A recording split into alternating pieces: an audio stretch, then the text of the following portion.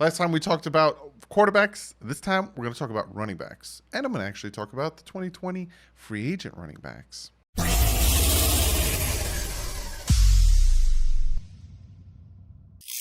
What is up, Finn fans? Yes. Wednesday, we talked about quarterbacks. We talked about the depth chart, talked about the camp battle that's going on with quarterbacks. Today, we are going to be talking about running backs. We don't have many running backs on the roster. We actually only have 5 running backs, if you don't count Cox, who is a fullback. So yes, today we're going to be talking about running backs, breaking down the camp battle, seeing who's going to be where, what are we going to do with this, that, and the other thing. For comment of the day, one of you guys sent me a package that I will be opening. And also, real quick, before I jump into this stuff, as of today, you guys are watching this at noon. I said it again. I'm recording this Thursday night. I am setting this as a premiere for noon. Fan to Fan Network, the website is officially releasing today at 4 o'clock. Link it below, so you'll be able to go check it out when it is available. 4 o'clock today will be live, so you guys can go over it, check it out, check out the Dolphins section, check out all the other sections, all that great stuff. So wanted to get that in before we jumped into the running backs. But first, before we get into the running backs, I want to talk about 2021 real quick. So if you guys don't know, Adam Schefter tweeted this out a few days ago, that the 2021 free agents when it comes to running backs are going to be pretty ridiculous. Now, this is speculating on people not re-signing. And if you could tell, I'll probably pop up the image. The first person on that list is Derrick Henry, and he already re-signed with the Tennessee Titans. So again, this is speculation that no one's franchise tagged and no one's signed. But to look at the list of free agents in 2021 at the running back position, Leonard Fournette, Dalvin Cook, Aaron Jones, Joe Mixon, Alvin Kamara, Phillip Lindsay, Marlon Mack, couldn't get that one out, and Kenyon Drake and Todd Gurley. Now, Todd Gurley just went to the Atlanta Falcons, so, he's on a one-year deal, so we'll see about that.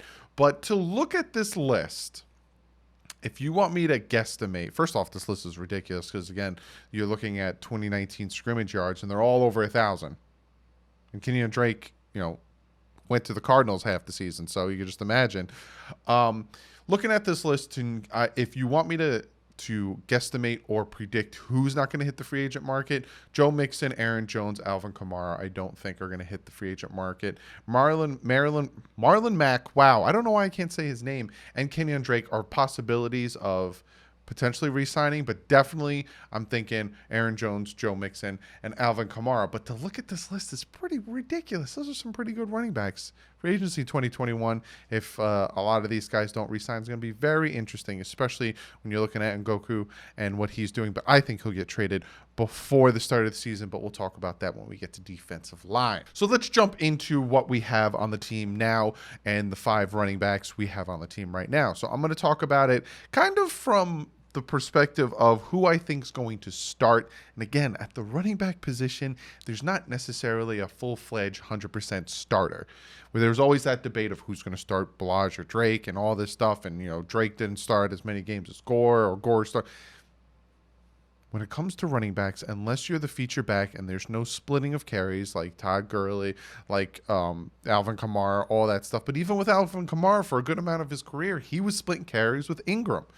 So to me, when I'm looking at the team, when I'm looking at the Miami Dolphins, I don't see this guy's the starter. He's going to get, the above and beyond carries over anyone else. I think with the Miami Dolphins, it's going to be, a combination of a 1-2 punch right in the gut. So looking at this team, I'm going to talk about who I think is going to be, I guess, in first.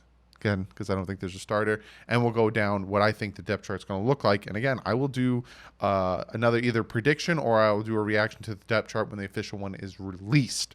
So looking at it, I'm going to start with Jordan Howard, right? We signed Jordan Howard in the offseason. I love the type of player he is. Look at his 2016-2017 stats, right?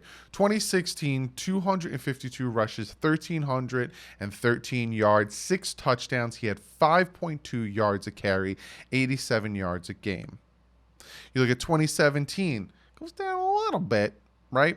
A little bit more carries, but less yards, 1,122. More touchdowns, 9 touchdowns, and his yards per average are down a little bit, 5.1. Then they introduced Tariq Cohen. Then he has to split his carries with Tariq Cohen.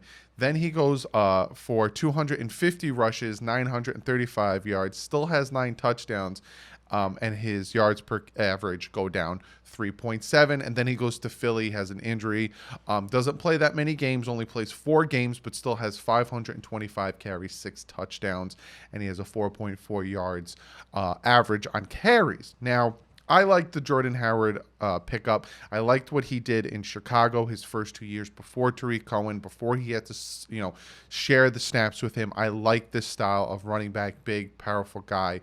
And he's already proven his first 2 years in the league he can do it, and he's only played for 4 years. He's another one of these guys when it comes to free agency we picked up off their rookie contract, gave him a nice 2-year deal. See what he can do with this team. I like him, especially pairing him with the guy we picked up in the 5th round. No, we didn't draft him, but we traded our 5th round pick to the 49ers, and I'm talking about Matt Breida. Again, we missed on J.K. Dobbins, or did we? I talk about this a lot, and I will talk about this more when it comes to the defensive line, but taking, Raekwon Davis right after the Baltimore Ravens took J.K. Dobbins. A lot of people think, God, why did the Dolphins trade up? Why didn't they take a running back?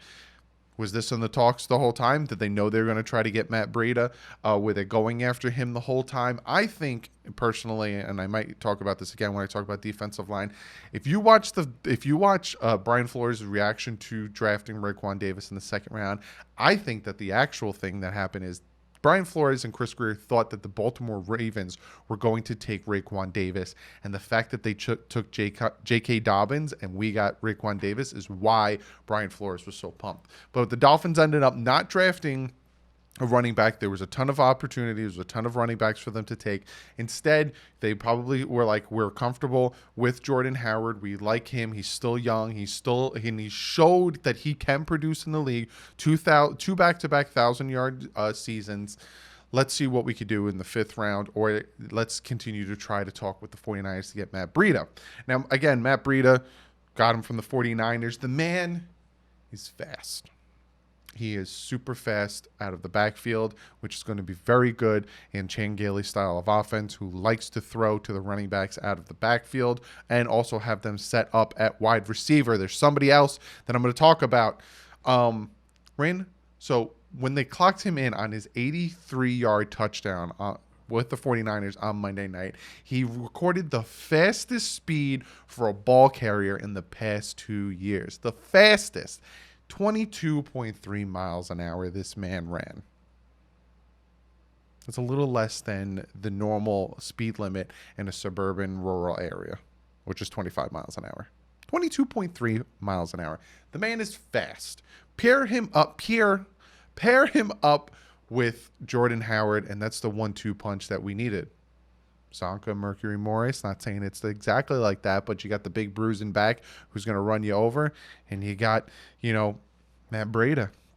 So I'm liking the acquisition of Jordan Howard and Matt Breida. I honestly, those are the top 2 running backs. Those are the starters. Those are your 1-2 punch. If you're in a shotgun set, you got 2 running backs next to him. I think those are the 2 guys that are going to be there. I think they're the guys to lose the starting job. So I don't honestly think there's a competition there. Again, I think it's a 1-2 punch type of situation. But then we're looking at the 4 guys behind them. Again, there's 6 running backs. I kept saying 5. My apologies. You guys are prior to commenting below correcting me. Like yesterday when I said 5th rounder, said a 5th overall. It happens when I talk too quick. My brain likes to leave my head. Then we got the guys behind him. We got Kalen Ballage. Do I need to say much about Kalen Ballage? Super promising guy, right? Did some fantastic things in 2018. He had that very good game against the Minnesota Vikings. 2019 came, and the man had the sophomore slump of a decade.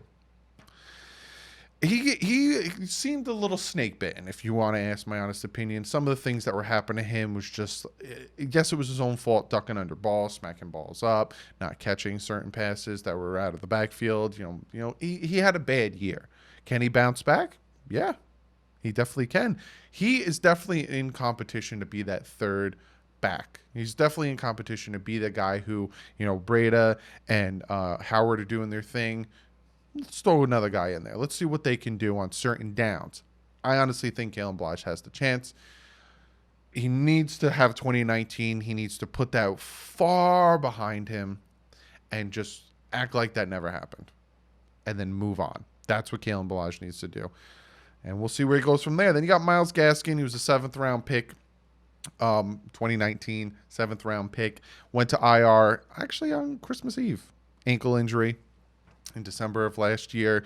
Myles Gaskin, he's another guy that when he was out there, he was doing his thing. He was producing. He was being productive as much as he can behind one of the worst offensive lines I've ever seen with my own 2 eyes. So him, Patrick Laird, who's an undrafted guy last year, they're going to be competing. They're going to be competing to try to make the roster, try to make the team. Because I don't know if the Dolphins are going to be bringing 5 running backs into the roster. You never know. They could, especially with the injuries that could happen to running backs nowadays. But again, are we going to be run heavy? Are we going to be pass heavy? Chan Gailey's offense has shown different styles in that aspect. He did have Ricky for a little bit. So we'll see what type of offense he tends to run. And then we have the 7th-round pick and everyone that loves to talk about this man. Now, he's listed as the running back. If you go on the Miami Dolphins website, you look at their roster, this man, number 10, is listed as the running back. I think if he's got number 10, he should be listed as a wide receiver because number 10 is wide receiver, not running back. But they have him listed as a wide receiver, and I'm talking about the 7th-round pick. Swiss Army knife of this offense, Malcolm Perry. Malcolm Perry is going to make the team. I honestly, wholeheartedly, 1,000% think Malcolm Perry is going to make the team. Again, they have him listed at running back, so I'm talking about him in the running back camp battle situation. I think that the camp battle situation is going to be between Ballage, Gaskin, and Laird. I think Malcolm Perry is going to be all over the place, so he's not really necessarily in the competition for running back, but he is. I think he'll be out wide receiver, running back, and maybe even some trick plays at quarterback, like I said, Chan Gailey liked to do with Cordell Stewart. But between those 3, it's like I said, I think Jordan Howard, Breida, we traded for one, we signed the other. They're not going anywhere. Those are your starters. Malcolm Perry, drafted. Yes, 7th-rounders do sometimes not make the team. We have, some of our own 7th-rounders last year and some late-rounders last year not make the team. It is possible, but I honestly think Malcolm Perry is too dynamic and too crazy of a player to not make the team. It is between Laird, Gaskins, and Ballage. And if I had to choose one of the 2 or to make it, I like Laird. This is hard because I like Laird, I like Gaskins. Ballage needs to prove me wrong. He had a horrible 2019, and I don't think out of the running back depth I'm seeing, he's going to make it, but he could prove me wrong. But again, last year he was doing fantastic in training camp. Came to the regular season, the man just laid a fat egg. So I don't know. I think this is a camp battle that's going to be very interesting to watch, hopefully, or hear. Hopefully we get some type of update from somebody and I can give this stuff to you guys. But that is going to be the guys that you need to look out for. Ballage, Gaskins, and Laird. Again, Chandler Cox is a fullback. I'm not going to really throw him in with this situation, but I will say if they don't want to run fullback situations, I formation, strong, whatever, weak, whatever, then he might be an odd man out or a roster casualty to make space for another guy that they want to keep. But those are the 3. Keep your eye out. Comment below. I want to know, who do you think out of Laird, Gaskins, and Ballage? Pick one of the 3 that you think is going to stay. They're going to carry 4 running backs. Again, but then if Malcolm Perry becomes a wide receiver, when I talk about wide receivers, then we're going to be like, well, who's going to stay there? But pick one of the 3 that you think is going to make the roster and be the 4th running back on this team. And be sure to comment below. I'm really interested in what you guys have to say about this and what you guys have to say about the 2021 free agents. Again, some of them might not go to free agency because they're going to re-sign or get franchise tagged. But let me know. What do you think of Jordan Howard signing? What do you think of Matt Breida being ridiculously fast? What do you think of Malcolm Perry? I know a lot of you guys like Malcolm Perry, Ballage, all that stuff. Be sure to comment below. And I'm going to get to this package because this is comment of the day. There isn't a comment, even though a lot of you guys did comments of the day. So don't think I forgot about those. They'll go in the next video if you don't do comment of the day below. But I am going to open this awesome package from... I should say who it's from Dave from North Carolina. He sent it in an envelope that says "Do not bend" all over it, and it feels a little hard. So let's see what he sent me. I'm not looking at it yet. I think this is a white piece of paper. I thought it was a note. It's just a white piece of paper. Is there a note in here? I don't want to miss out on to read a note. Okay. So again, I do this. So this is what it is. I do it this way so you guys get my instant reaction to something that you guys send me.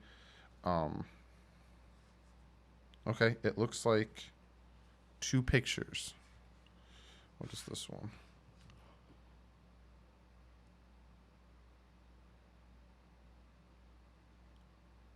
No, Dave, no.